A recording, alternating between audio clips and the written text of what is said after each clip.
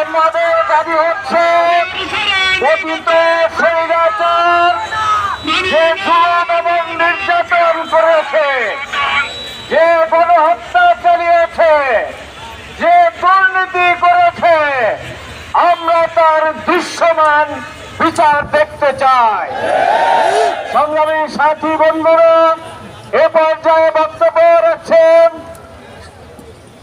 শহীদ কাফেলা বাংলাদেশ জামাত ইসলামের সাভার থানার সংগ্রামী আমির বিশিষ্ট শিক্ষাবিদ জনাব আব্দুল কাদের।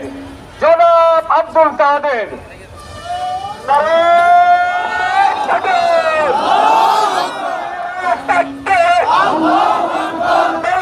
আউযু বিল্লাহি মিনাশ শাইতানির রাজিম। বিসমিল্লাহির রহমানির রহিম।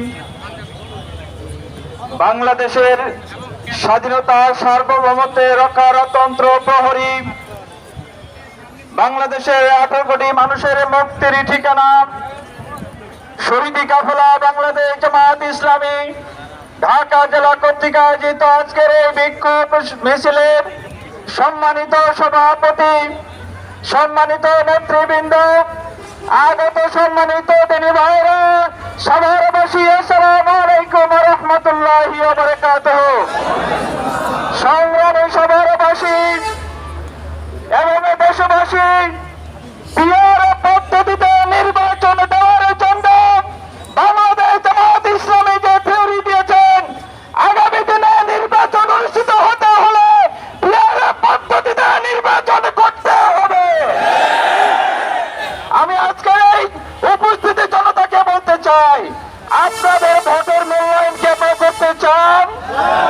যদি প্রত্যেকটা ভোটের মূল্যায়ন করতে চাই, তাহলে অবশ্যই পিয়ার পদ্ধতিতে নির্বাচনের বিকল্প কোনো কিছু নাই।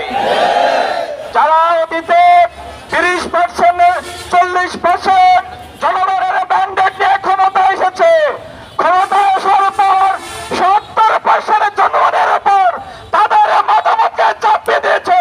এই ধরনের নির্বাচন আমরা চাই না। আমাদের বাংলাদেশকে আমরা নতুন স্বাধীন করেছি। এই নতুন স্বাধীন বাংলাদেশ নতুন পদ্ধতিতে নির্বাচন ব্যবস্থা দিতে হবে।